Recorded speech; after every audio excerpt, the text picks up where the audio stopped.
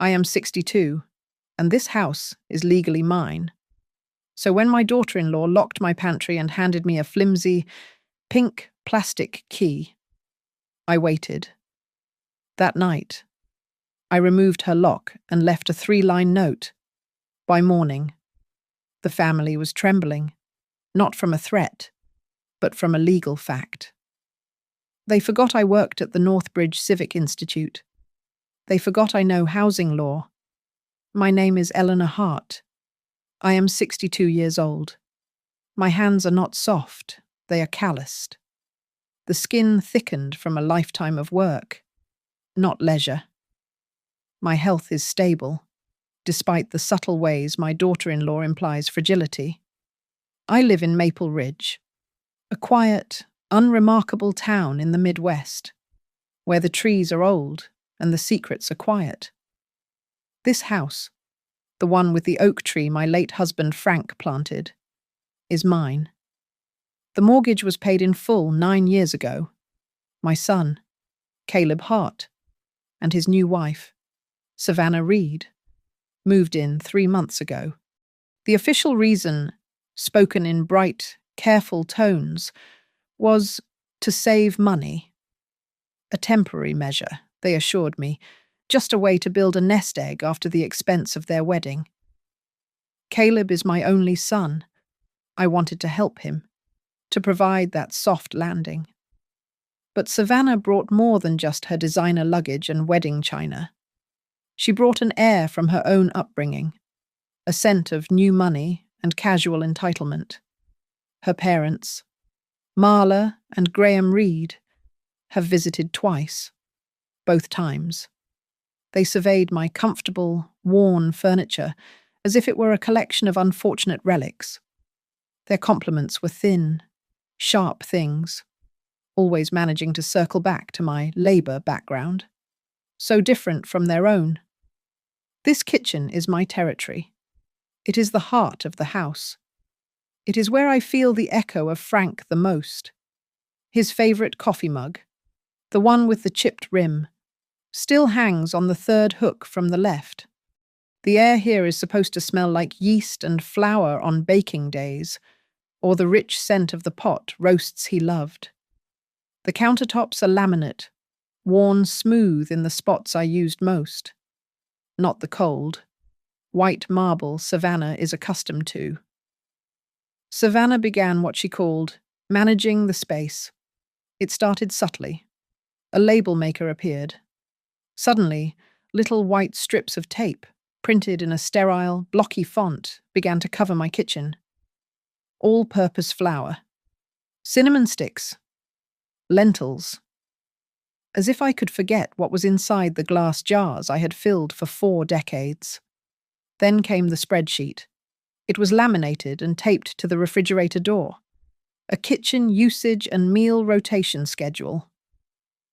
My time, for my own cooking, was blocked out in a dull, accommodating grey. Her time, and the blocks marked private entertaining, were highlighted in a vibrant, assertive green. She began auditing the refrigerator, sighing loudly over my inefficient storage of leftovers and replacing my Tupperware with her own glass containers. The true humiliation arrived last Tuesday. I came downstairs at 7 a.m., my usual time. The early morning light was slicing through the blinds, illuminating the pantry door. Something was wrong. The light caught on new metal. A shiny, silver hasp and padlock had been drilled directly into the solid, painted wood of my pantry door. My pantry, where I keep the staples, the flour, the sugar, the canned tomatoes, the boxes of pasta. I touched the cold metal. The drill holes were splintered slightly at the edges. Savannah came down just after 8, dressed in her silk robe, holding a delicate porcelain mug. She did not meet my eyes. She just held something out to me, balanced on her perfect, manicured fingertips. "Here," she said, her voice bright and false. "It is the spare." It was a key. Not a real metal key. It was a thin, bright pink, plastic key. The kind that comes with a child's diary. We just need to keep things organized, she continued, finally looking at the wall just past my ear. And, you know, pests. For food safety, it is better to have things secured. My voice was quiet. Pests. Exactly. It helps me manage inventory for the shopping, too. I looked at Caleb. He had been sitting at the table the whole time, stirring his instant oatmeal, staring deep into the bowl as if it held the answers to the universe. Caleb, I asked. My voice did not tremble, but it did not sound like my own. He finally looked up, his eyes skittering away from mine almost immediately. He gave a weak, dismissive shrug. It is just for pests, Mom, he said, his voice thin. And it helps Savannah with her planning. Do not be sensitive. Sensitive. I stood in the center of my own kitchen, the smell of fresh coffee mixing with the faint, acrid tang of new metal and sawdust. I looked from the lock to the pink toy in my calloused palm. A 62-year-old woman, in the house I owned outright, being handed a pink key to be allowed access to my own food. I was being managed. I would have to ask permission, or use this humiliating token to get a can of soup. The humiliation was a cold, heavy stone in my stomach. I did not yell. I did not argue. I simply nodded, the motion stiff. I slipped the plastic key into the pocket of my housecoat. It felt weightless and sharp. I watched Savannah pour herself a second cup of coffee.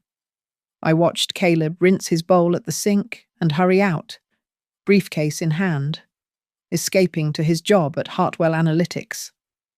I watched, later that afternoon, when the house was quiet. I sat at the small writing desk in my bedroom. I opened a new, small, spiral-bound notebook. I wrote down the date, October 29th. I wrote down the time the lock was installed. Approximately. I wrote down Caleb's exact words, "Do not be sensitive." I noted the brand of the lock. I did not fight. I observed. And I began to write everything down. The lock settled into the house like a cold, metal tumor. It changed the very sound of the kitchen. My movements became hesitant, planned around this new, absurd boundary. I refused to use the pink plastic key. The humiliation of it was too acute. Instead, I was forced to ask, "Savannah, I need the paprika," I said one afternoon, my voice even. She did not look up from her laptop at the kitchen island. "Which one? The smoked or the sweet?" "The sweet. It is on the second shelf." A sigh. "The schedule says my prep time starts in 10 minutes. Eleanor, can it wait?" "It is just a small jar of paprika." She finally looked at me, her smile tight and bright. "Organization requires discipline. I will get it when I do my inventory check at 4 p.m. I stood there, feeling foolish. I was a borrower in my own home, knocking on a door that had always been open. Even the cheapest spices, the dollar store thyme and the bulk bay leaves, were now subject to her approval. I spoke to Caleb that evening. I kept my voice low, away from the kitchen where Savannah was optimizing the refrigerator layout again. "Caleb, that lock on the pantry, it is not necessary." He rubbed the back of his neck, a sure sign of his discomfort. "I know, Mom. I know. Savannah she gets stressed about organization. She needs things a certain way. It is my kitchen. Caleb. I know. Just give it a little time. I will talk to her. I will take it down next week. I promise. But next week arrived, and the lock remained. Instead, Marla and Graham Reed arrived for a small pre-holiday dinner party. Marla drifted into the kitchen, a glass of chilled white wine already in her hand, and observed the pantry door. "Oh, a lock," she said, her voice dripping with false curiosity. "How wonderfully efficient. It helps manage the inventory." "Mom," Savannah said, glowing under the praise. Marla took a delicate sip. "Of course, a proper kitchen must have rules. Savannah, it is how one maintains standards." She glanced at my corner spice rack, the one with the mismatched, older jars. Her gaze lingered, and the silent judgment was as loud as a shout. The following week, the requests for money began. It was not a request. Really, it was an invoice. Savannah had created a new spreadsheet, this one detailing shared household expenses. "I have taken over the grocery burden. Eleanor," she announced, sliding a printed sheet of paper across the island. "It is just easier if I manage the purchasing. This is your share for the last 2 weeks. If you could transfer it by Friday, that would be ideal." I looked at the total. It was astronomical. $312 for my share. For 2 weeks. I am a woman who eats oatmeal, soup, and the occasional chicken breast.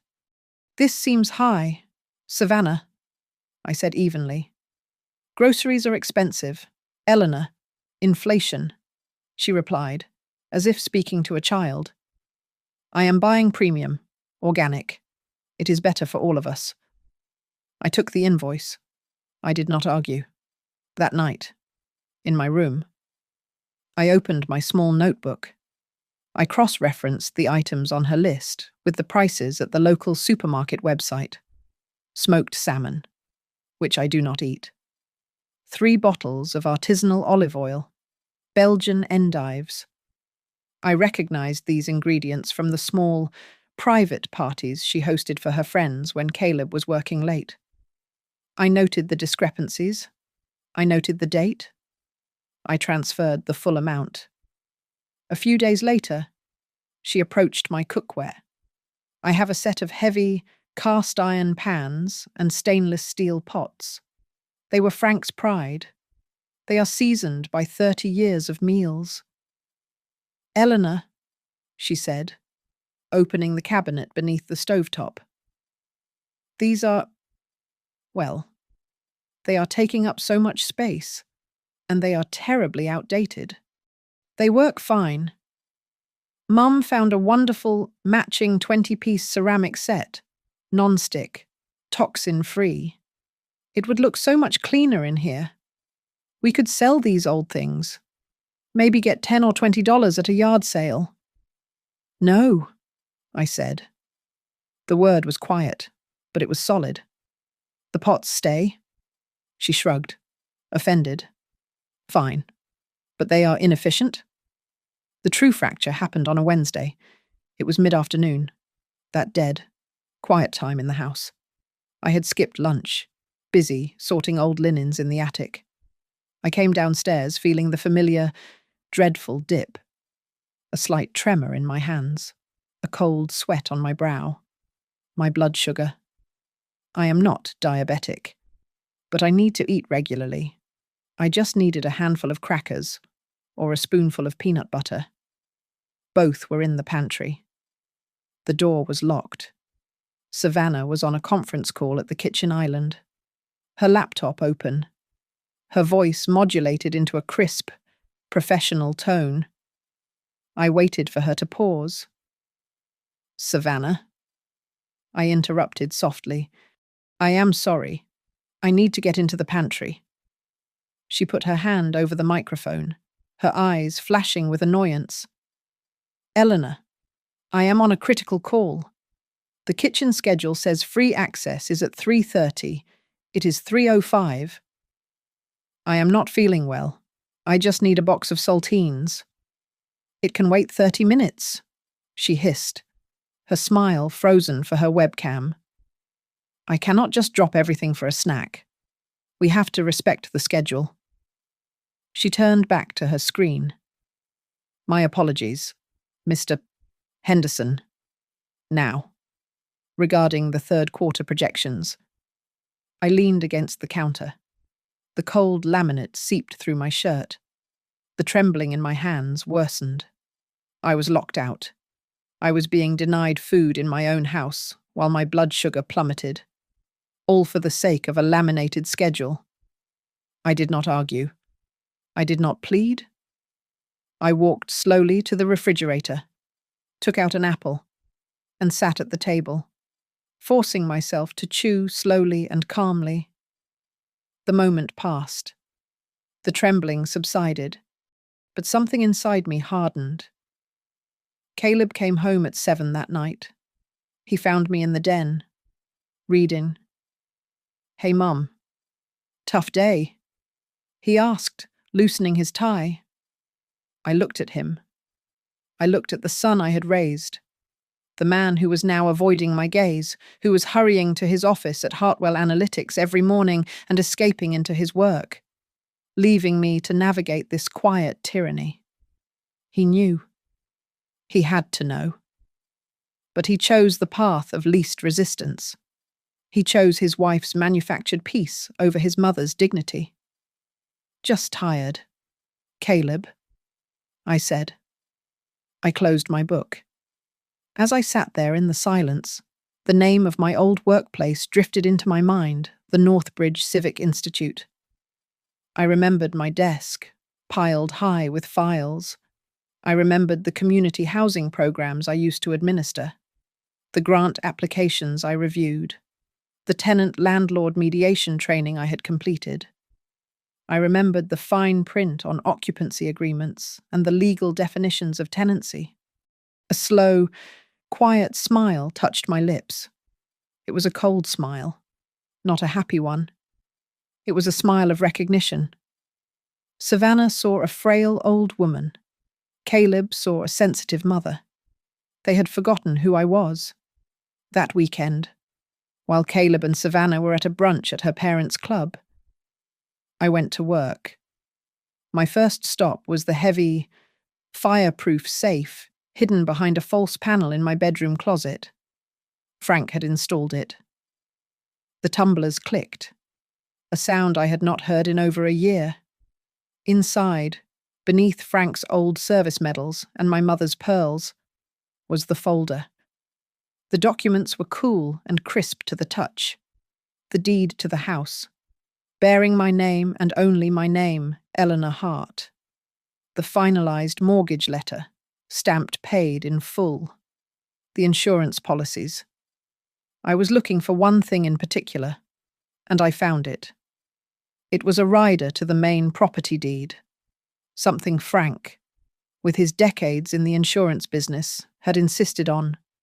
He always worried about me being alone, about someone trying to take advantage.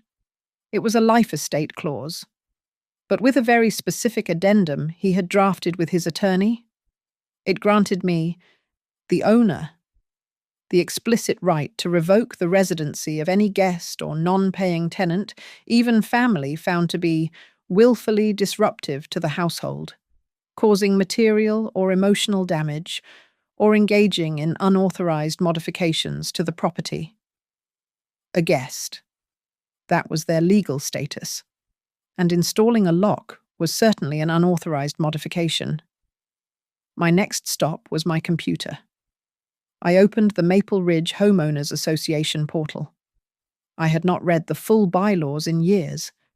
It took me 20 minutes of scrolling through tedious amendments about lawn care and fence heights, but I found it. Article 4. Section 3. Any structural alteration to the interior or exterior of a property, including but not limited to the installation of new, permanent locking mechanisms on primary doors or fixtures, must be submitted for approval to the Architectural Review Committee. The pantry door was a primary fixture. I checked the committee's public minutes for the last 6 months. My address was not mentioned. The lock was a clear violation. I kept digging. The HOA sent out a monthly newsletter, which always included stills from the neighborhood's street-facing security cameras, mostly showing lost dogs or reminding people about trash collection days. I went back through the archives, searching for my address. I found it. Not in one, but in 3 separate newsletters. The grainy, time-stamped photos showed a white, unmarked delivery van parked in my driveway. Not UPS, not FedEx, a catering supply van. I saw Savannah, in her expensive athletic wear, signing a clipboard. The dates on the photos lined up perfectly with the private networking parties she had been hosting. She was not just hosting parties. She was running an unlicensed, off-the-books catering business from my kitchen. My kitchen, my gas, my water. I opened the folder where I kept the invoices she had given me. I took the most recent one, for $312. I started typing the SKU numbers from the receipt into the supermarket's website. Organic microgreens, $12 at the store, billed to me as 18. A 5-pound bag of imported almonds, $28, billed to me as 45. I sat there for an hour, cross-referencing. The pattern was consistent, a markup of between 30 and 60% on every luxury item. She was not just sharing expenses. She was skimming. She was using my money to fund her business. My hand was steady as I picked up the phone. I dialed a number I knew by heart. Loretta Quinn? A voice answered, gravelly and sharp. Loretta, it is Eleanor Hart. A bark of surprised laughter. Eleanor, I thought you had fallen off the earth. How are you? Honey, I have a situation. Loretta, I need advice, not a friend. I explained it all. The lock, the invoices, the HOA, the catering. I spoke for 5 minutes, uninterrupted. There was a long silence on the line. When Judge Loretta Quinn finally spoke, her voice had lost all its warmth. It was the voice that had sentenced men. Do not get mad, Eleanor, she said. You get evidence. You get a paper trail so solid that when you drop it on the table, it makes a sound. Do not act. Document. We hung up. I went to the hardware store that afternoon. I bought a lock identical to the one on my pantry. I brought it home, sat at my workbench in the garage, and took it apart, screw by screw, learning its mechanism. Then, under the cover of darkness, while they slept, I performed a quick, silent operation. I carefully removed the lock Savannah had installed. The screws were, as I expected, smeared with a specific type of industrial grease, residue from the unlicensed handyman's tool bag. I placed the original screws and the hasp into a clear plastic Ziploc bag and labeled it with the date. I then reinstalled the lock, using the clean, identical screws from the new lock I had bought. The evidence was secured. The lock on the door looked exactly as it had before. My final step was the most modern. I ordered a small, voice-activated audio recorder online. When it arrived, I placed it discreetly on the high shelf above the stove, tucked behind Frank's old pewter beer stein. It was my kitchen. I had every right to monitor my own private property, to ensure it was perfectly legal. I printed a small, professional-looking label on my computer. I laminated it and affixed it to the wall just inside the kitchen entryway, near the light switch. It read, "For quality assurance and food safety. This area is under audio surveillance." It was small enough to be ignored, but it was large enough to be admissible. Everything was ready. The deed, the bylaws, the invoices, the The physical evidence of the lock, the audio recorder, silently listening. I did not move. I did not confront them. I waited. I returned to my routine, asking politely for the pantry to be opened, paying the inflated invoices without comment. I was gathering the rope. All I had to do was wait for Savannah, in her absolute, careless confidence, to hang herself. The moment I had been waiting for arrived on a Friday night. Savannah called it a strategic networking event. I called it an unlicensed catering gig for a dozen of her investor friends. And it was happening in my kitchen. The house was suffocating with the smell of seared scallops and truffle oil. Strangers in sharp suits and expensive dresses stood around my kitchen island, sipping champagne from flutes I did not recognize. Savannah, wearing a crisp black apron over a silk dress, was in her element. She moved with a stressed, theatrical efficiency, plating delicate appetizers and giving directions to Caleb, who was acting as an unwilling busboy. "This setup is incredibly professional. Savannah?" one woman said, admiring a tray of canapes. "You really run a tight ship." "One has to," Savannah replied, her voice smooth. "In this business, consistency is everything. You cannot have interruptions." I had been sitting in the adjoining den, just outside the main light, watching.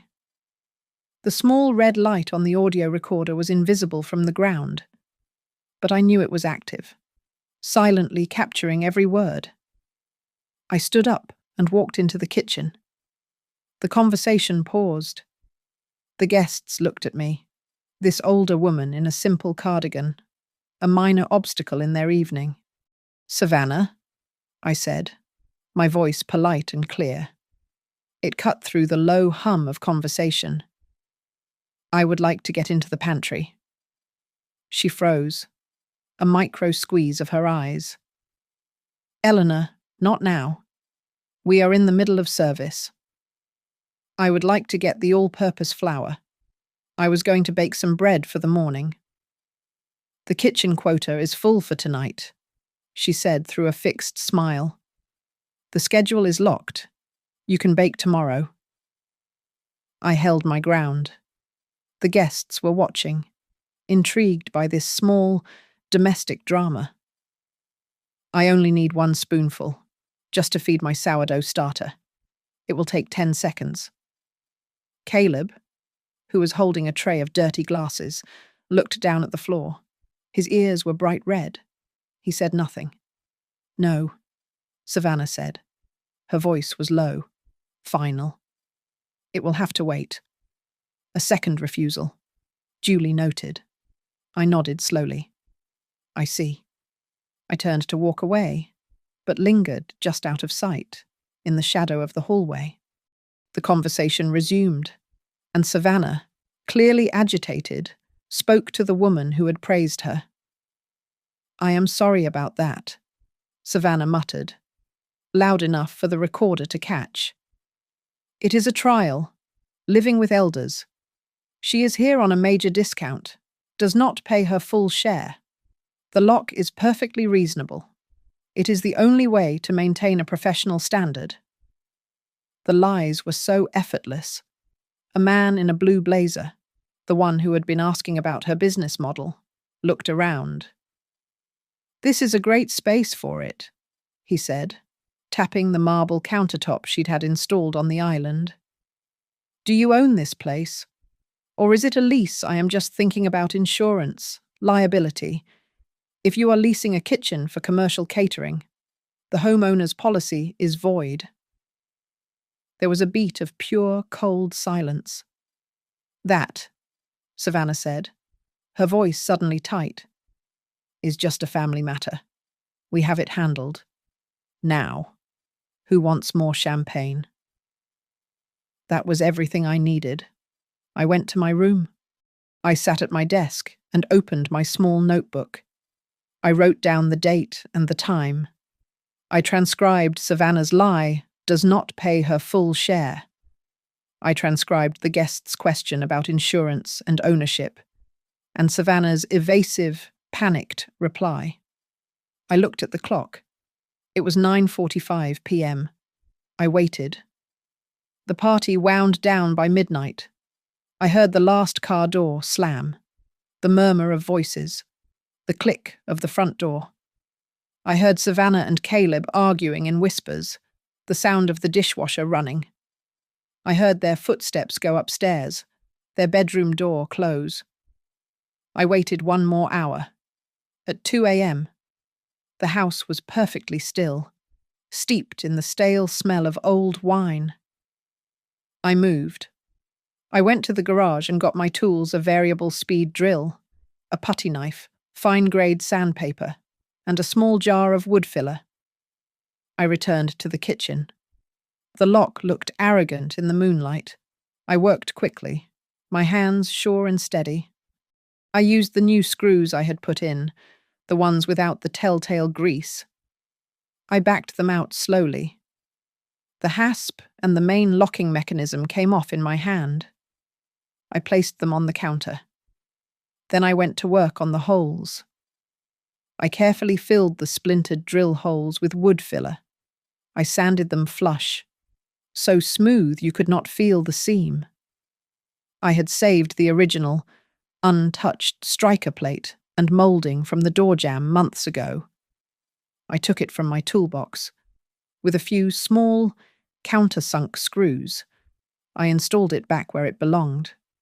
I wiped the entire area clean, removing every trace of sawdust, every fingerprint. By 2:30 a.m., it was done. The pantry door was whole again. The laminate countertop was clean. The tools were back in the garage. There was no sign that a lock had ever violated that door. I took a single sheet of plain white paper and a black felt-tip pen. I wrote 3 clear, simple lines. I did not tape it to the outside of the door. That was too dramatic, too crude. I opened the pantry door, my pantry door, and I taped the note to the inside of it, right at eye level, where she would be the only one to see it when she opened it for her morning inventory. I went to bed and slept, for the first time in months, soundly.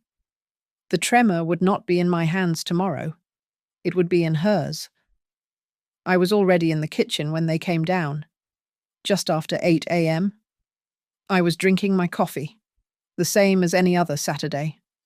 The kitchen smelled of coffee beans, not Triumph. Savannah entered first, her silk robe drawn tight. She immediately noticed the door. Her eyes widened, her head tilting as she processed the smooth, unaltered wood. There was no lock. There was no hasp. There was not even a hole. It was as if it had never been. She shot a look at me. I sipped my coffee. She walked to the pantry, her bare feet silent on the tile. She hesitated, then pulled the simple wooden knob. The door swung open smoothly, revealing the shelves of flour, sugar, and cans, and my note, taped at her exact eye level. She did not move for a long time. I watched her read the 3 lines, printed in clean, black ink. 1. This property is the sole holding of Eleanor Hart Deed, number MH4721. 2. All structural alterations and commercial use of this kitchen without HOA approval are in violation of Article 4, Section 3. 3. Effective immediately. Your status as guests with residency privileges is under review. I saw her hand, the one not holding the door, begin to shake. It was a fine, almost invisible tremor, but it was there. She was not pale. A mottled, angry red flush climbed her neck. The phrase, residency privileges, had hit its mark. It was not a word one used for family. It was the word a landlord used before filing a writ. Caleb shuffled in, rubbing his eyes, drawn by the silence. Savannah. What is? Mom, what did you do? His eyes went from the smooth door to his wife's rigid back. Sit down, both of you, I said. My voice was calm. I have poured you coffee. They moved to the table like automatons. Savannah brought the note with her, clutching it. What is this? She demanded, her voice a low hiss. What kind of game are you playing? It is not a game, I said. I reached for the manila folder I had placed on the counter. I slid it onto the table. It is a file. I took the documents out, one by one, laying them in a neat row on the laminate countertop. This, I said, tapping the first paper, is a certified copy of the deed to this house. You will note my name is the only one on it. This, I tapped the next, is the specific rider Frank had attached, concerning the revocation of residency for disruptive guests. I continued. This is a printout of the Maple Ridge HOA bylaws, Article 4, Section 3, which you violated by drilling into the property without approval. These, I slid over the small, clear Ziploc bag, are the original screws from the lock you installed, complete with grease residue from your handyman's tools, a very clear chain of evidence. I laid out the stack of her invoices. Next to it, I placed my own spreadsheets, the ones showing the 30 to 60% markup. These are your accounting errors, I said simply. A discrepancy of $842 over the last 2 months. Finally, I placed a single sheet of paper on the table. It was the transcript from the audio recorder. And this is your statement from last night.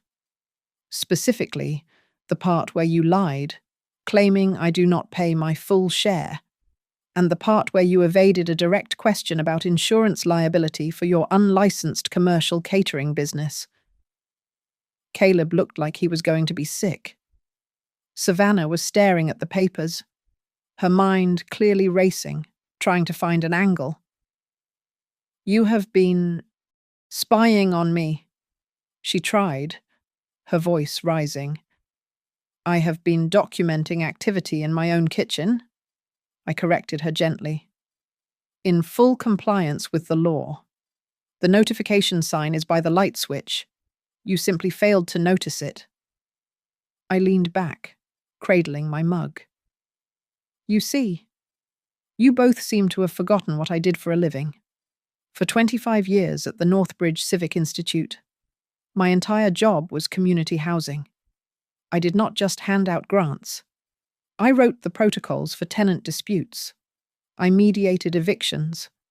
I helped draft the very occupancy agreements that define terms like guest, tenant at will, and breach of terms. I know this landscape better than I know my own garden. The silence in the kitchen was absolute, broken only by the hum of the refrigerator. So, I continued, here are the temporary conditions. The pantry door stays open, 24/7. The laminated kitchen schedule is retired, permanently. And all household expenses will be managed through a shared, transparent accounting app. Starting today, all receipts will be scanned. No more invoices. Savannah's chin lifted.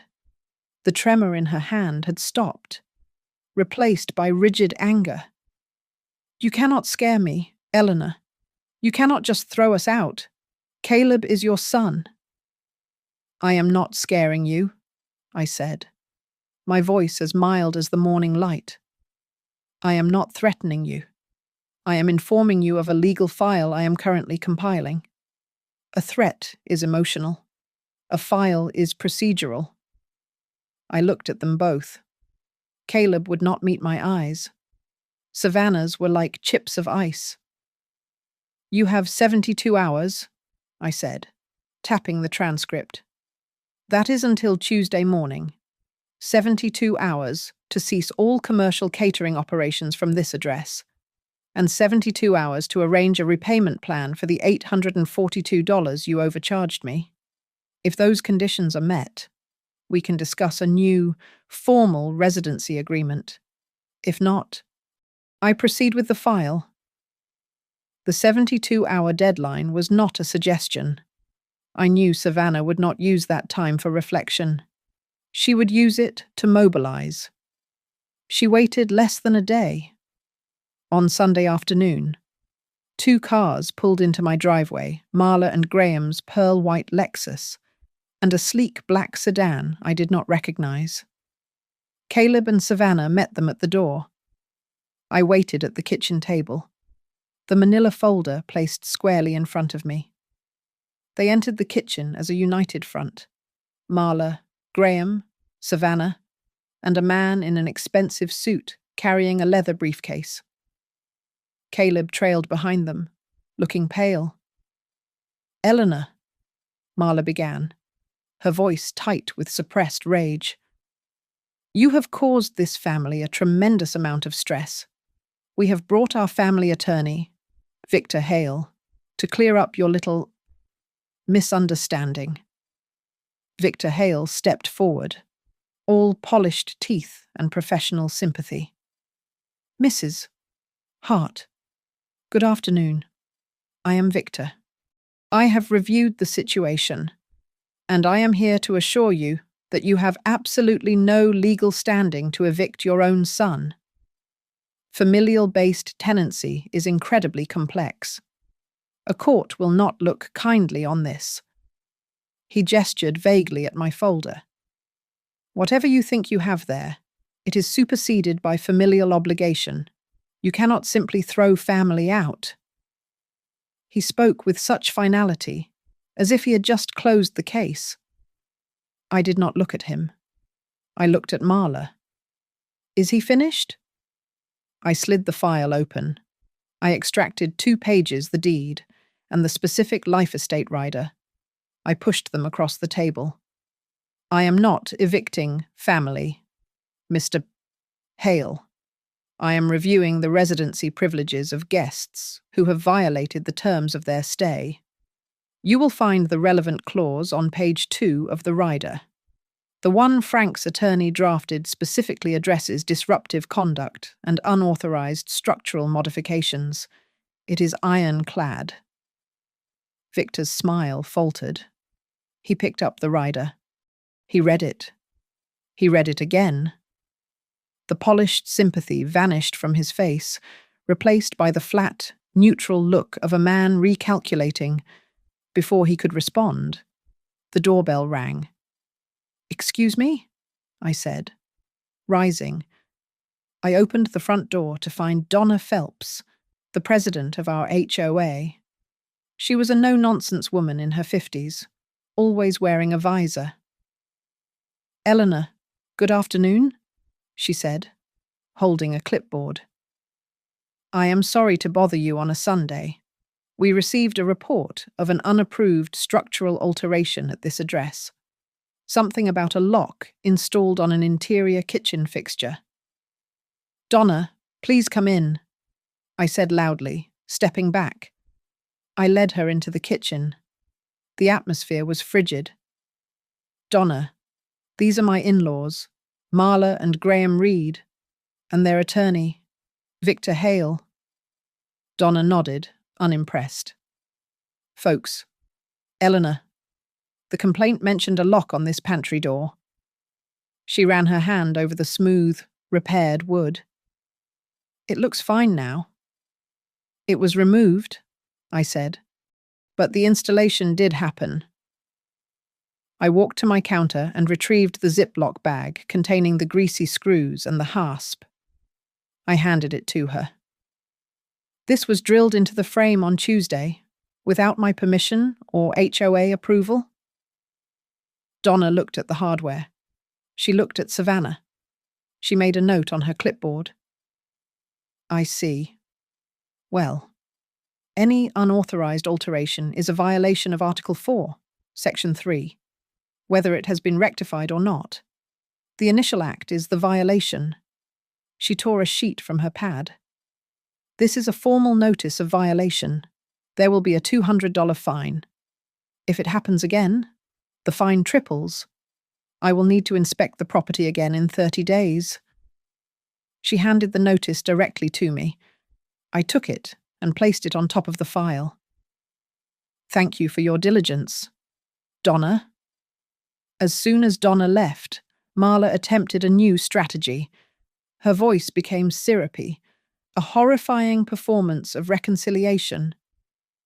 Eleanor, clearly, we have all gotten off on the wrong foot. This is a family matter, not an HOA matter.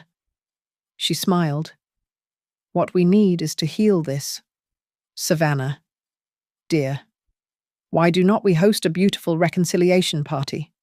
Here, we will compensate Eleanor for her dishonor, a gesture of goodwill. I let the ridiculous offer hang in the air for a moment. Then I looked at Savannah. Before we discuss parties, I said, my voice cold, I will need the full grocery ledger for the last 6 months. Not your invoices. The original receipts. The ones that show what you actually paid versus what you charged me. Savannah's mouth opened, then closed.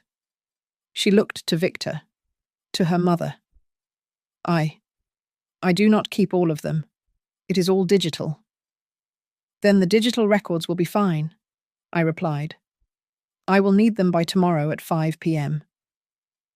For the first time, I saw Caleb look at me, really look at me. His gaze was steady. He was not looking at his frail, sensitive mother. He was looking at a woman who had just methodically, and without raising her voice, cornered a lawyer, documented a fine, and demanded 6 months of financial records. I saw a flicker of something in his eyes. It was not sadness. It was calculation. He was finally seeing the plan. Victor Hale leaned in close to Marla, his voice a low, urgent whisper, but not low enough to escape the beer stein on the shelf. Marla, drop it. This is bad. If she has proof of the catering, and proof of the markup, and we fight this, Savannah is not just facing eviction. She is facing tax evasion charges. That catering gig is an unreported business. This file she has, it is a kill shot. Marla's face went from white to a deep, blotchy red. The mask of civility shattered. The good family veneer evaporated. You ungrateful old bitch, she hissed at me. After everything we have done, letting you be part of our family, this is how you repay us by threatening my daughter. I did not flinch. I just looked past her, toward the beer stein on the shelf, and gave the smallest, almost imperceptible nod. The recording was clean. I stood up. Mr. Hale, thank you for coming. Marla, Graham, the 72-hour deadline stands. You have until Tuesday morning to meet my terms. I looked at all of them, my gaze resting last on Caleb. I have offered you a way down, a simple, quiet resolution. I strongly suggest you take it, because if I am forced to, I will take the other way, and that way only goes up. I did not need Savannah's digital records. I had Caleb's. My deadline of Tuesday morning came and went with a sullen, heavy silence. Savannah and Caleb remained in the house, but they were like ghosts, whispering in their room, avoiding the kitchen. They thought ignoring the deadline was a form of defiance. It was, in fact, an authorization. While they were out on Monday evening, likely at the Reeds, plotting, I had retrieved the bank statements from Caleb's desk. He was still tragically careless with his personal mail. He was my son. I knew where he kept his files. I sat at the kitchen table, the silence broken only by the rustle of paper. I spread his checking account statements from the last 6 months next to the itemized invoices Savannah had given me. It was all there, every week. A transfer from Caleb to Savannah, marked grocery share. Then, matching transfers from my account to Savannah, for my share. Between Caleb and me, we were funding her entire operation. I went back to my laptop. I did not just compare her prices to the local store. I compared her listed items to what I knew we ate. The proof was insulting in its clarity. At least 30% of the total expenditure, week after week, was not groceries. It was Belgian chocolate, racks of lamb, disposable bamboo tasting spoons, and boxes of high-end sparkling water. These were the line items for her networking. My next step was a call to Donna at the HOA. Donna, it is Eleanor. I am following up on that violation. I am concerned there might be other related issues. Funny you should call. Eleanor, she said, her voice tight. I was just reviewing the internal complaints log. We have had 3 emails in the last 2 months about your address. Excessive cooking smoke after 10 p.m., unmarked commercial vans blocking the street late on Friday nights, strange deliveries. I see, I said. Would it be possible to get a copy of those complaints for my records as the homeowner? I am deeply concerned about this activity. I will forward them right now, Donna said. The emails arrived a minute later. The complaints were polite but firm. My neighbors were annoyed. My house was becoming a nuisance. The final piece of the puzzle was the business itself. Savannah was too vain to be completely invisible. I went online. I searched for Maple Ridge Gourmet. It took less than 5 minutes. I found a small, sleek website and an Instagram profile, Savannah's table-curated culinary experiences. The photo gallery was full of pictures I recognized instantly. My kitchen island, artfully cropped. My stainless steel pots, presented as professional-grade equipment. There were even pictures of her plated scallops from the party, the same ones she had denied me flour to bake bread. And there, at the bottom of the Contact Us page, was the service address, the official business address for Savannah's table. It was my address, my home. I printed every single page, the bank statements, the price comparisons, the HOA complaint emails, the website. I waited until Caleb came home from work, alone. Savannah was at her mother's. I did not ask him to sit. I simply laid the new evidence out on the kitchen table, next to the original file. He looked at the papers, his face draining of colour. He saw his own bank transfers.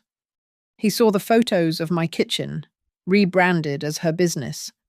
He saw the complaints from our neighbours. He finally saw, not as a son, but as an accessory, what he had been funding. He saw that his money, and my money, had been the seed capital. He was not just her husband. He was her silent, enabling business partner. His shoulders slumped. He finally sat down, his hands covering his face. I did not know, he whispered. I thought she was just passionate. I did not know she was charging you. I did not know it was a business. You did not want to know, I said. My voice was not angry. It was flat. It was the voice of a final assessment. You saw the lock. You heard her humiliate me. You felt the house change. Your problem, Caleb, was not ignorance. It was silence. You chose silence at every turn. And in a house, just like in a court, silence is also a signature. It is an agreement. He had nothing to say. He just sat there, a broken man of 30, realizing he had been used as a shield. "I am moving forward," I said. The next morning, I sent them both a certified letter. I also sent a copy to Victor Hale. It was not an eviction notice. Not yet. It was a formal notice of change in tenancy status. I informed them that, effective immediately, their status as non-paying guests was terminated. They were now classified as tenants at will. To formalize this, I was instating a symbolic, legally required rent of $100 per month, per person, due on the 1st. This single, simple act changed the entire legal framework. They were no longer family, they were renters, and renters are bound by the agreements they sign. Tucked into the envelope with the notice was a new document, Conditional Residency Agreement. It was a draft. It outlined 5 conditions for their continued tenancy. 1A, formal, written apology to me. 2, full repayment of the $842 overcharge within 30 days. 3, immediate and permanent cessation of all commercial activity from Savannah's table at this address. 4, they would be jointly responsible for any and all HOA fines. 5, the pantry door and all common areas would remain accessible at all times. I heard the reaction from my room. It was not a discussion. It was an explosion. I heard Savannah scream. I heard her throw something against the wall. Later, I saw the conditional residency agreement in the kitchen trash, torn into 4 pieces. That evening, I got a call from Donna.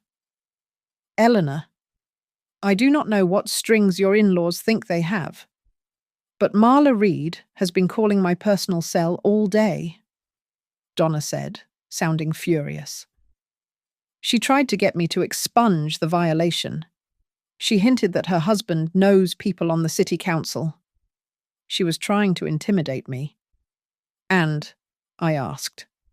"And I told her that our HOA records are not for sale," Donna said. "I also told her that any further attempts to pressure an HOA officer would be reported. She is not used to people who do not bend." "Is she? You have got a real fight on your hands." "Eleanor, but the board has your back. We do not tolerate this." Savannah had thrown away the agreement. Marla had tried to bully the HOA. They had rejected the simple way down. They had chosen the other path. The house suffocated under the weight of the torn agreement. The next 2 days were a cold war, fought with slammed doors and silence in the hallways. I continued my routine. I went to the grocery store on Wednesday morning, just as I always did. I left them alone in the house for exactly 1 hour. It was a test. I knew Savannah's arrogance was a brittle, sharp thing. I knew she could not stand the loss of her power, even for a moment. When I returned, the house was quiet, too quiet. I put my grocery bags on the counter. I did not need to walk to the pantry door. I could see it from the entryway. She had done it. A new lock. This one was not the subtle, brushed nickel hasp from before. It was a thick, ugly, industrial-looking hasp, the kind one uses for a garden shed. It had been installed with brutal, angry force. The wood around the new, thick screws was split and splintered, destroying the careful repair I had done. And the small, official HOA sticker Donna had placed on the door jamb during her inspection, a simple seal indicating the fixture was under review, was gone. In its place was a long, deep scratch, as if it had been clawed off with a key. This was not a violation. This was a declaration, a deliberate, furious, and monumentally stupid act of defiance. I did not yell. I did not gasp. I took my phone from my purse. I took 4 high-resolution photographs, a close-up of the new lock, a close-up of the splintered wood, a shot of the scratched door jamb where the seal had been, and a wide shot of the entire defaced door. I went to my desk. I did not need to consult Loretta. I knew the protocol. I typed up the document. It was simple, formal, and brutal. Notice to cure violation or quit. It stated, in clear legal terms, that the tenants, Savannah Reed and Caleb Hart, were in direct and willful violation of their conditional tenancy agreement. It cited the reinstallation of the lock, the destruction of HOA property the seal, and the willful damage to the property the splintered door frame. It gave them 2 options. Cure. Immediately and permanently remove the new lock. Pay for the professional repair of the door frame. Pay the new, tripled HOA fine of $600. And sign the original conditional residency agreement. Or quit, vacate the premises. The deadline for this choice was 7 days. I attached the new photographs to the email. I sent it to Savannah, to Caleb, and to their lawyer, Victor Hale. I carbon copied Donna Phelps at the HOA. The explosion was immediate. My phone rang within 2 minutes. It was Marla, not Savannah. She did not even say hello. She just shrieked. "You will not do this. I am suing you. I am suing you for elder abuse, for harassment, for... Victor. Tell her." I heard fumbling, and Victor Hale's voice came on the line, strained and exhausted. "Mrs. Hart. Eleanor. This is an incredibly aggressive move. It is a standard legal notice. Victor," I said calmly. "It is the direct and unavoidable consequence of your client's actions. I have photographs, a paper trail, and now a documented repeat violation. You know as well as I do, you do not have a case. All you have is a client who is creating more evidence against herself. Marla, please, we should not." He started, his voice muffled, speaking to her.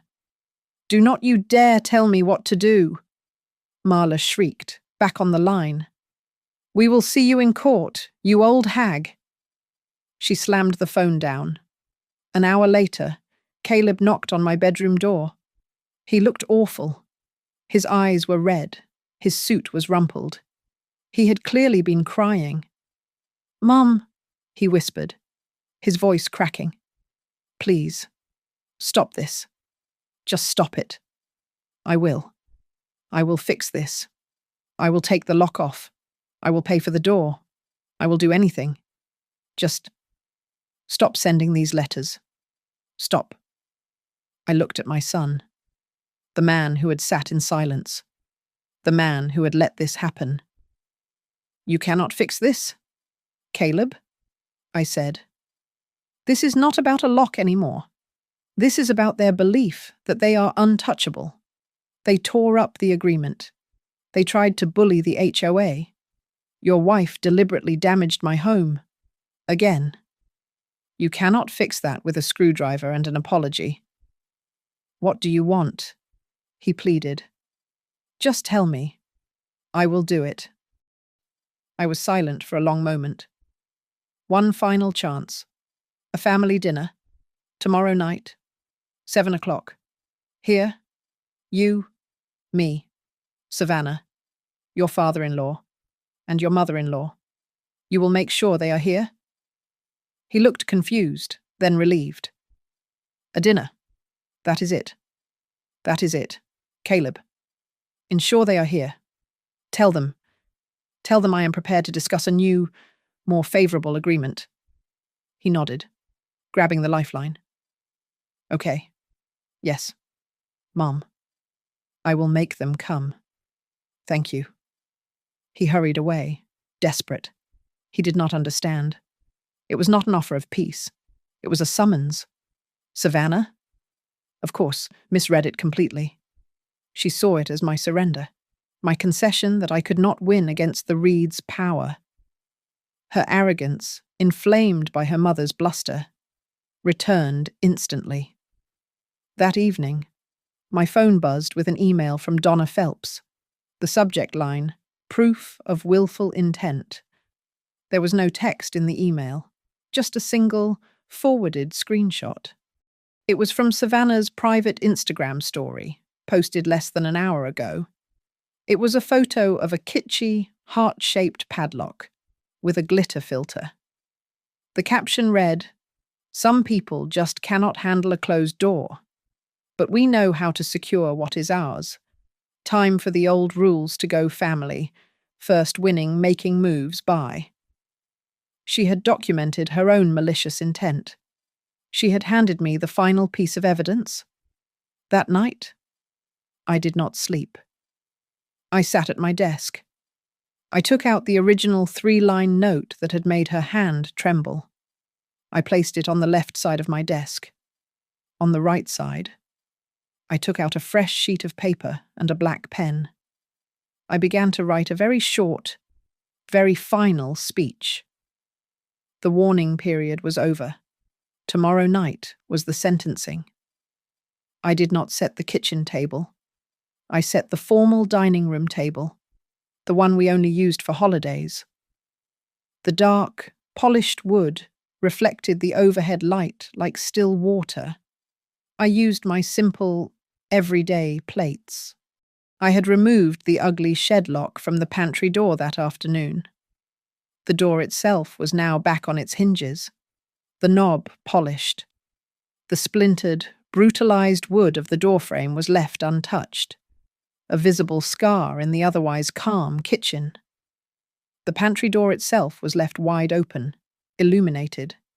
They arrived at 7 o'clock. Exactly. Caleb, pale and vibrating with anxiety. Savannah, dressed in black, her face a cold, beautiful mask. Marla, who attempted a tight, ceremonial smile that did not reach her eyes. Graham, silent and grim, looking like a man attending an audit. They had clearly been coached by Victor. They believed this was a negotiation. I had them sit. I did not offer them a drink. I sat at the head of the table, in front of each place setting. There was a single, thick, manila envelope. "Thank you for coming," I said. "Caleb wanted a family dinner." "Eleanor," Marla began, her voice already taking on that falsely reasonable tone. "I am glad we are all here. This has gone too far. We are prepared to be generous." "These are for you," I said, cutting her off. I nodded at the envelopes. "Please, open them." They did. The scraping of paper was the only sound. Inside each, they found the same collection. A copy of the deed. A copy of the HOA violation notice, now marked with the $600 fine. The 6-month spreadsheet of my price comparisons. The transcript of Marla's insult. The screenshots from Savannah's table. The high-resolution, damning photographs of the splintered wood and the scratched door jamb. And finally, the screenshot of Savannah's Instagram story. The one with the heart-shaped lock and the caption, "Winning." I watched them process the final, foolish piece of evidence. Graham put the photo down as if it were burning his fingers. Victor had clearly not been informed of that. I took a small white card from my pocket, the original note. I held it up. "The last time we met at a table, I presented a file," I said. "This time, I will read from it. This is the note that started our formal conversation." I read the 3 lines, my voice as calm as if I were reading a baking schedule. 1. This property is the sole holding of Eleanor Hart. 2. All structural alterations and commercial use of this kitchen without HOA approval are in violation of Article 4. Section 3. 3. Effective immediately. Your status as guests with residency privileges is under review. I placed the note on the table. You responded to that review by tearing up the agreement, attempting to intimidate the HOA, and then, 2 days ago, by deliberately damaging my property a second time. And, Savannah, you posted your intentions online, which brings us to tonight. The review is over. Tonight, you choose. I laid 2 new, single-sheet documents at the center of the table. Option A, I said, tapping the first, is the conditional residency agreement. You will sign it tonight.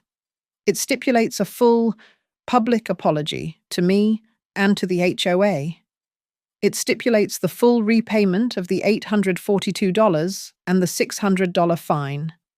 It stipulates the immediate and verifiable termination of Savannah's table from this address, and locks, of any kind, on any common area, are permanently forbidden. I paused. And option B, I tapped the second paper, is the notice to quit. It is already filed. If you do not sign option A tonight, I will simply execute this one.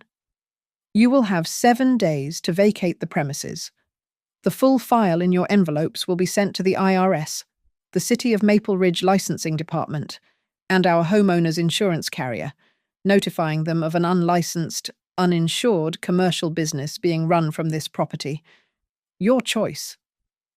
Savannah let out a short, sharp laugh. It was a terrible, brittle sound. You are bluffing. You would not do that to Caleb.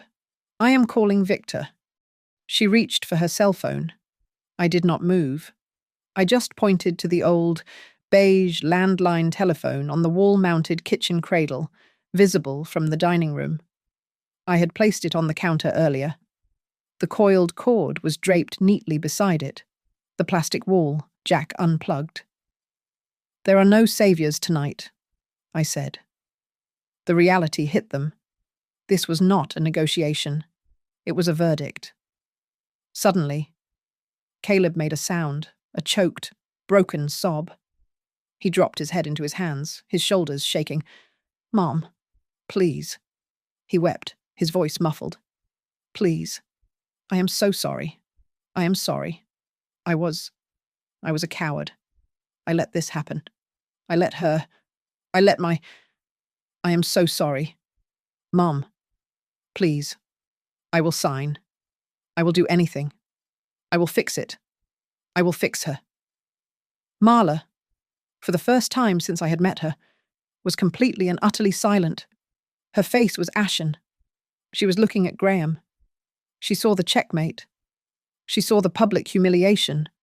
She saw the IRS audits, the lawsuits, the whispers in their precious country club. She saw her daughter's reputation, and by extension her own, ruined, not by a threat, but by a stack of documented, undeniable facts. Savannah, however, was still trapped in her own pride. Her hands were clenched into fists on the table.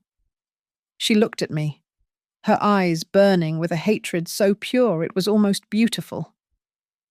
"What more do you want?" she hissed, her voice low and trembling with rage. "You have made your point. You have humiliated us. What more could you possibly want?" I leaned forward. I looked directly into her eyes. "Respect," I said. "Starting with the pantry?" I stood up slowly. The scraping of my chair across the wood floor was the only sound in the room. I walked from the dining table into the adjoining kitchen, my back to them all. I placed my hand on the pantry door, the one I had left open. I pushed it gently. It closed with a soft, solid thud. There was no lock. There was no click. There was only the sound of wood settling into its frame. It was the sound of an era of humiliation, closing. I turned back to the table. Marla was ashen. Caleb was visibly shaking. Victor Hale, their lawyer, was staring at his hands. Savannah was a compressed spring of pure, white-hot rage. "You asked me what I wanted," I said, my voice returning to its normal, calm register. "You offered to sign the agreement, but I have been sitting here, watching you, Savannah, and I do not see remorse. I see an actress, cornered. I see someone who is sorry she was caught, not sorry for what she did. A signature given under duress is not a contract. It is just a pause." I looked at the two options on the table. I am not interested in a pause. I picked up option B, the notice to quit. I am choosing for you. We are proceeding with option B. The 7-day notice is effective immediately. "You cannot!" Savannah shrieked, her voice cracking. "She is bluffing, Victor. Tell her she is bluffing." "It is not a bluff," I said. I reached into my purse and took out one final sealed envelope. I slid it across the table to Victor Hale. "And we are not going to trial." He opened it, his fingers sluggish. He read the header. His face, already tired, went pale. This is a court filing, a summons for mandatory mediation. You already filed this. It is scheduled for 2 weeks from today. The day after your 7-day notice to vacate expires," I confirmed. "It is a hearing to settle the terms of their exit and to discuss the damages to my property and the funds I am owed. The entire file is already attached to the court copy." As if summoned by the legal terms, the doorbell rang. "Excuse me?" I said. I walked to the front door. Donna Phelps stood on the porch, clipboard in hand. "Donna, you are right on time." "Eleanor," she said, all business. I led her to the dining room, the site of the HOA president in person, at 7:30 at night, was the final blow. Donna did not look at me. She looked at Savannah. "Savannah Reed, I am Donna Phelps, president of the Maple Ridge HOA. This is a formal notice of fine and cease and desist. You are being fined $600 for the repeat. Willful violation of Article 4. Section 3. Furthermore, this is a formal order to cease and desist all commercial activity from this address. The board has received your Instagram post. Any further activity will result in daily fines." She dropped the notice on the table. It landed directly on top of Savannah's envelope. The room was a vacuum. Caleb had stopped crying. He was just watching, his face numb. I turned to my son. "Caleb, this is the last decision you will make in this house. You have 7 days to leave with your wife. Or, you have 7 days to leave your wife, sign option A as a new, individual tenant, and begin to repair the damage. I am done saving you from your own cowardice. You must choose." "How dare you!" Savannah finally screamed, jumping from her chair. "You cannot do this. You cannot talk to him like that." "Savannah!" Marla snapped. Her voice was flat, dead. "Sit down." "But Mom, it is over." Marla's voice was a low, guttural command. She grabbed her daughter's arm and physically yanked her back into the chair. She looked at Victor, who simply, slowly, shook his head. The game was over. I stood at the head of the table. "I have a 1-minute speech," I said. "And then this dinner is concluded." I looked directly at Savannah. "You thought this was about food. You thought that lock was about inventory. A lock does not secure food. Savannah. It only reveals who is so small that they must control access to a can of beans. It reveals who needs to feel powerful. This was never about my pantry. It was about my dignity. I reached into my pocket. My fingers closed around a familiar, sharp-edged piece of plastic. I was not fighting to get my kitchen back, I said. I was fighting to get myself back. I pulled my hand from my pocket and opened it. There, on my calloused palm, was the pink, plastic, toy key, the original symbol of my humiliation. This, I said, holding it up, was your first mistake. You thought this was who I was. I held it between my two thumbs. With a single, sharp snap, I broke it in two. The sound was tiny, but it echoed like a gunshot in the silent room. I dropped the two broken pieces into my empty water glass. I looked at Savannah's face, a mask of pure, defeated hatred. Those 3 lines I wrote on that first note, that was a warning. This, I said, gesturing to the notice to quit and the HOA fine, is the enforcement. I turned my back on them all. I walked into the kitchen, to the pantry door I had just closed. I opened it again, letting the warm, yellow light flood the room. The shelves were full. The air was still. The power was home. Thank you so much for listening to my story. I would love to know where you all are listening from. So please drop a comment below and share your thoughts. Do not forget to subscribe to Grandma's Family Diary, like this video, and give it an extra boost by hitting that hype button so more people can hear this story.